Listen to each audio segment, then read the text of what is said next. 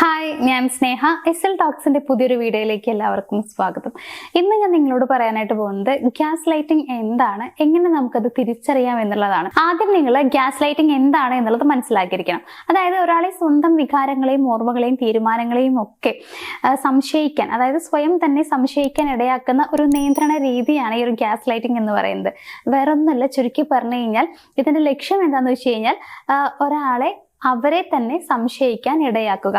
ഞാൻ ചെയ്യുന്നത് തെറ്റാണോ, എൻ്റെ ഭാഗത്താണ് തെറ്റ്, ഇത്തരത്തിലുള്ള സംശയങ്ങൾ അവർക്ക് തന്നെ വരിക എന്നുള്ളതാണ് അവരുടെ പ്രവൃത്തികളിൽ. അതാണ് ഇതിന്റെ മെയിൻ ആയിട്ടുള്ള ലക്ഷ്യം എന്ന് പറയുന്നത്. സോ ഇതാണ് ഈ ഒരു ഗ്യാസ് ലൈറ്റിംഗ് എന്ന് പറയുന്നത്. ഇതെങ്ങനെ നമുക്ക് തിരിച്ചറിയാൻ പറ്റും? നമ്മുടെ പാർട്ട്ണർ ഇങ്ങനെ നമ്മളടുത്ത് ബിഹേവ് ചെയ്യുന്നുണ്ടോ എന്നുള്ളത് എങ്ങനെ മനസ്സിലാക്കാൻ പറ്റും? അതാണ് ഇന്നത്തെ ഒരു വീഡിയോയിൽ ഞാൻ ഇനി പറയാനായിട്ട് പോകുന്നത്. അപ്പൊ നമുക്കത് എന്തൊക്കെയാന്നുള്ളത് നോക്കാം. ഇതിൽ ഒന്നാമത്തെ ഒരു പോയിന്റ് എന്താ വെച്ച് കഴിഞ്ഞാൽ, നമ്മളുടെ വികാരങ്ങളെ എപ്പോഴും അവർ തള്ളിക്കളയും എന്നുള്ളതാണ്. അതായത് നമ്മൾ എന്തെങ്കിലും പറഞ്ഞു കഴിഞ്ഞാൽ അവർ പറയും, നിനക്കതൊക്കെ വെറുതെ തോന്നുന്നതാണ്, നീ വെറുതെ ചിന്തിച്ചു കൂട്ടുന്നതാണ്, നീ അത് വിട്ടുകളെ, എന്തിനാ വെറുതെ ഇങ്ങനെ ഓവർ തിങ്ക് ചെയ്യണത്, ഈ രീതിയിൽ അവർ നമ്മളോട് പറഞ്ഞുകൊണ്ടിരിക്കും. അപ്പൊ ഇവരിങ്ങനെ പറയുമ്പോൾ ചിലപ്പോൾ നമുക്ക് അവരെ കുറിച്ചുള്ള എന്തെങ്കിലും ഒരു കാര്യമായിരിക്കും നമ്മുടെ ഉള്ളിൽ കിടക്കുന്നുണ്ടാവുക. അപ്പൊ അതായിരിക്കും നമ്മൾ ചോദിച്ചിട്ടുണ്ടാവുക. പക്ഷെ ഇവർ ഈ രീതിയിൽ പറയുന്ന സമയത്ത് നമുക്ക് സ്വയം ഫീൽ ചെയ്യും, അയ്യോ ഇനിയിപ്പൊ അങ്ങനെയാണോ, ഞാൻ വെറുതെ ഓവർ തിങ്ക് ചെയ്ത് കൂട്ടിയതാണോ, ചോദിക്കണ്ടായിരുന്നു, അപ്പൊ അവരെന്തെങ്കിലും വിചാരിച്ചിട്ടുണ്ടാവില്ലേ, എൻ്റെ ഭാഗത്തെ മിസ്റ്റേക്ക്. ഈ രീതിയിൽ നമ്മളെ തന്നെ കുറ്റപ്പെടുത്താനായിട്ട് അവിടെ തുടങ്ങും എന്നുള്ളതാണ്. അപ്പൊ അതിനു വേണ്ടിയിട്ട് അവർ ചെയ്തൊരു കാര്യം എന്താന്ന് വെച്ച് കഴിഞ്ഞാല്, അതായത് നേരെ അതിനെ നമ്മളിലേക്ക് ഇട്ടു, നീ വെറുതെ ഓവർ തിങ്ക് ചെയ്യണത്, അത് അങ്ങനെയൊന്നും അല്ല, ഈ രീതിയിൽ അവർ പറഞ്ഞു എന്നുള്ളതാണ്. സോ അങ്ങനെ നമ്മുടെ എന്ത് കാര്യം പറയുവാണെന്നുണ്ടെങ്കിലും നമ്മളുടെ ഇമോഷൻസും ഒക്കെ നമ്മൾ ഷെയർ ചെയ്യുന്ന സമയത്ത് അതിനെ അവർ ഇങ്ങനെ നമ്മൾ ചുമ്മാ ചിന്തിച്ചു കൂട്ടുന്നതാണ് എന്നുള്ള രീതിയിൽ പറയുന്നുണ്ടെങ്കിൽ അത് ഗ്യാസ് ലൈറ്റിംഗ് ആണ്. രണ്ടാമത്തെ ഒരു കാര്യം, നടന്ന കാര്യം അവർ നിഷേധിക്കും എന്നുള്ളതാണ്. ഇല്ല, അങ്ങനെ നടന്നിട്ടില്ല, ഞാൻ അങ്ങനെ പറഞ്ഞിട്ടേ ഇല്ല, ഇങ്ങനെ അവർ പറയണ്ടാവും. സത്യം പറഞ്ഞു കഴിഞ്ഞാൽ അവരത് പറഞ്ഞിട്ടുണ്ടാവും. അതായത് ഫോർ എക്സാമ്പിൾ, നിങ്ങൾ രണ്ടുപേരും തമ്മിലൊരു വഴക്കുണ്ടായെന്ന് വിചാരിക്കാം. അപ്പൊ അവരെന്തോ ഒരു കാര്യം പറഞ്ഞ് നിങ്ങൾക്കത് ഭയങ്കരമായിട്ട് ഹേർട്ട് ചെയ്തു. അപ്പൊ നിങ്ങൾ അതിന്റെ പേരിൽ മിണ്ടാതിരുന്നു, നിങ്ങൾക്കത് ഇഷ്ടമായില്ല, മിണ്ടാണ്ടിരുന്നു.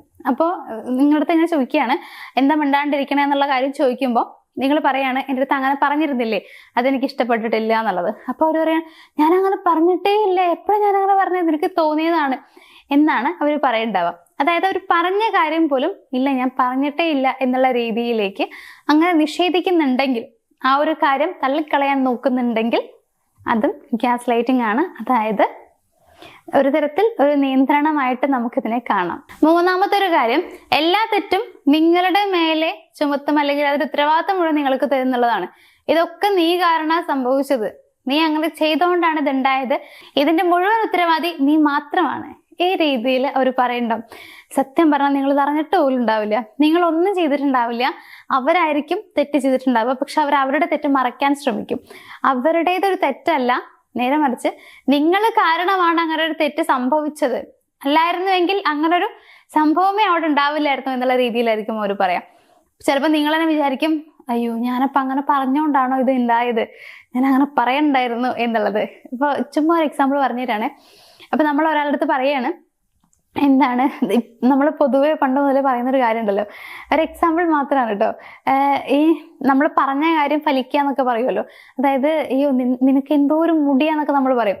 അപ്പൊ പിന്നീട് അങ്ങോട്ട് മുടി കൊഴിയുമ്പോൾ ആള് പറയും, നീ അങ്ങനെ പറഞ്ഞുകൊണ്ട് എനിക്ക് മുടി കൊഴിയാന്ന് പറയും, എനിക്ക് മുടിയേ ഇല്ല എന്നൊക്കെ പറയും.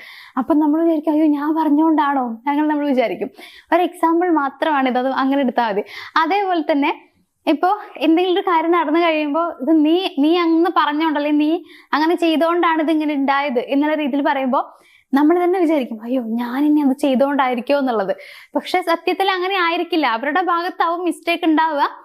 പക്ഷെ അവര് നേരെ മറിച്ച് നിങ്ങളിലേക്ക് ആ ഒരു ഉത്തരവാദിത്വം മുഴുവൻ നിങ്ങളിലേക്ക് അങ്ങോട്ട് വെച്ച് കെട്ടുകയാണ് അവർ ചെയ്യുന്നുണ്ടാവുക എന്നുള്ളതാണ്. നാലാമത്തെ ഒരു കാര്യം എന്താ വെച്ച് കഴിഞ്ഞാല്, നിങ്ങളുടെ തീരുമാനങ്ങളെ നിങ്ങൾ തന്നെ സംശയിക്കാൻ തുടങ്ങും എന്നുള്ളതാണ്. അങ്ങനെ സംശയിപ്പിക്കാൻ അവർക്ക് കഴിയും.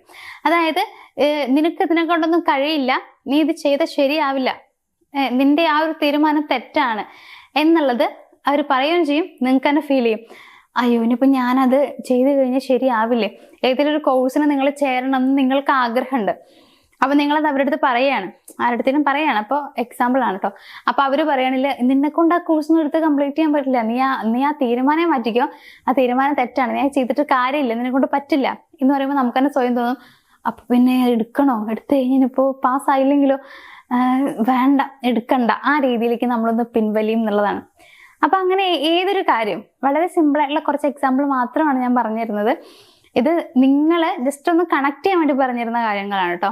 ഓക്കെ, അപ്പൊ ഇത്തരത്തിൽ നമ്മൾ എടുക്കുന്ന തീരുമാനങ്ങൾ പോലും തെറ്റായിട്ടേ വരൂ എന്നുള്ളത് നമുക്ക് തന്നെ ഒരു സംശയമായിട്ട് തോന്നിപ്പിക്കാം. അത്തരത്തിൽ നമ്മുടെ മൈൻഡിനെ അവര് കൺട്രോൾ ചെയ്യുന്നുണ്ട് എന്നുള്ളതാണ്. അഞ്ചാമത്തെ ഒരു കാര്യം, നിങ്ങളുടെ ആത്മവിശ്വാസം പോലും ഇല്ലാതാവാൻ തുടങ്ങും എന്നുള്ളതാണ്. അതായത് നിങ്ങൾ തന്നെയാണ് തെറ്റ് എന്നുള്ളത് നിങ്ങൾക്ക് ഫീൽ ചെയ്യും. ഇപ്പൊ എന്തെങ്കിലും ഒരു അഭിപ്രായം പറയാൻ പോലും നിങ്ങൾക്ക് പേടിയാവും. അയ്യോ ഇത് പറയണോ, പറയണ്ട, പറഞ്ഞു കഴിഞ്ഞാൽ മണ്ടത്തരായിട്ട് വരൂ, അല്ലെങ്കിൽ പറഞ്ഞ തെറ്റായിട്ട് വരുള്ളൂ, അതാ ബാക്കിയുള്ളവർ അങ്ങനെ കാണുള്ളൂ, അതുകൊണ്ട് ഇനി പറയണ്ട എന്നുള്ളത് നിങ്ങൾക്ക് ഫീൽ ചെയ്യും. പക്ഷെ നിങ്ങൾ പറയാൻ പോകുന്ന അഭിപ്രായം ഏറ്റവും മികച്ചതായിരിക്കും, പക്ഷെ നിങ്ങൾക്ക് പറയാൻ കഴിയില്ല, പേടിയാണ്. കാരണം അത്രയും ദിവസത്തെ എക്സ്പീരിയൻസ് നിങ്ങൾക്ക് അങ്ങനെ ആയിരിക്കും എന്നുള്ളതാണ്. അങ്ങനെ നിങ്ങൾക്ക് തന്നെ സ്വയം തോന്നും ഞാൻ പറയുന്നത് ശരിയാവില്ല, പറഞ്ഞാൽ ചിലപ്പോൾ അത് പ്രശ്നമായിട്ട് വരാം എന്നുള്ളത്.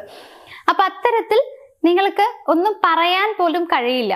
നിങ്ങൾക്ക് തന്നെ നിങ്ങളുടെ ആത്മവിശ്വാസം ഇങ്ങനെ ഭയങ്കരമായിട്ട് കുറഞ്ഞു പോകും. അത് അവരത്തരത്തിൽ നിങ്ങളോട് പെരുമാറുന്നത് കൊണ്ടാണ് നിങ്ങൾക്ക് നിങ്ങളുടെ കോൺഫിഡൻസ് പോലും ഇല്ലാണ്ടാവണം എന്നുള്ളതാണ്. ഏറ്റവും ലാസ്റ്റത്തെ പോയിന്റ് എന്താ വെച്ച് കഴിഞ്ഞാല്, എപ്പോഴും നിങ്ങൾ തന്നെ മാപ്പ് പറയേണ്ട ഒരു അവസ്ഥയിലേക്ക് വരാം. അതായത് തെറ്റ് ചെയ്താലും ചെയ്തില്ലെങ്കിലും നിങ്ങൾ സോറി പറയണം. അത്തരത്തിലായിരിക്കും നിങ്ങളുടെ റിലേഷൻഷിപ്പ് ഉണ്ടാവുക. ചിലപ്പോൾ നിങ്ങൾ ഒരു തെറ്റും ചെയ്തിട്ടുണ്ടാവില്ല, പക്ഷേ കണ്ടിന്യൂസ് ആയി എന്ത് പ്രശ്നം ഉണ്ടായി കഴിഞ്ഞാലും നിങ്ങളായിരിക്കും സോറി പറയണ്ടാവുക. നിങ്ങളെന്നെ ആലോചിച്ച് കഴിഞ്ഞാൽ ഇത്ര നേരം പറഞ്ഞ പോയിന്റ്സ് വെച്ച് നിങ്ങൾക്ക് ഇത് കണക്ട് ചെയ്യാം. നിങ്ങൾക്ക് തന്നെ നിങ്ങളെ സംശയം വരികയാണ്, ഞാൻ ചെയ്തതാണോ തെറ്റ്, ചിലപ്പോൾ ഞാൻ ചെയ്തതായിരിക്കും തെറ്റ്, ഞാൻ കാരണമായിരിക്കും ചിലപ്പോൾ അവിടെ ഒരു വഴക്ക് വന്നിട്ടുണ്ടാവുക, ഞാൻ ചിന്തിച്ചത് തെറ്റാണ്, ഞാൻ ഓവർ തിങ്ക് ചെയ്തിട്ടുണ്ട്. ഇങ്ങനെ ഓരോ പോയിന്റ്സും നിങ്ങൾ കണക്ട് ചെയ്യാം. അപ്പൊ ഇങ്ങനെ വരുമ്പോൾ എന്താണ്, നിങ്ങൾ തന്നെ പോയി സോറി പറയേണ്ടി വരികയാണ്. നിങ്ങൾക്ക് തന്നെ പോയിട്ട് പറയേണ്ടി വരും, സോറി ഞാൻ തെറ്റ് ചെയ്തു എന്നുള്ളത്. അല്ലെങ്കിൽ ഒരു കോംപ്രമൈസിന് നിങ്ങൾ മുൻകൈ എടുക്കേണ്ടി വരും എന്നുള്ളതാണ്. അപ്പൊ അത്തരത്തിലൊക്കെ സംഭവിക്കുന്നുണ്ടെങ്കിൽ, ഈ പറഞ്ഞ കാര്യങ്ങളൊക്കെ ഉണ്ടാവുന്നുണ്ടെങ്കിൽ മനസ്സിലാക്കുക ഗ്യാസ് ലൈറ്റിംഗ് ആണ് എന്ന് വെച്ച് കഴിഞ്ഞാൽ നിങ്ങൾ സ്വയം നിങ്ങളെ തന്നെ സംശയിക്കാൻ തുടങ്ങുന്നു. ഒരു തരത്തിൽ നിങ്ങളെ അവർ വളരെയധികം നിയന്ത്രിക്കാൻ തുടങ്ങിയിരിക്കുന്നു എന്നുള്ളതാണ്. അപ്പോൾ ഈ കാര്യങ്ങളൊക്കെ ഉണ്ടെങ്കിൽ ഗ്യാസ് ലൈറ്റിംഗ് ആണ്, അത് നിങ്ങളുടെ റിലേഷൻഷിപ്പിൽ ഉണ്ട് എന്നുള്ളത് നിങ്ങൾ മനസ്സിലാക്കുക.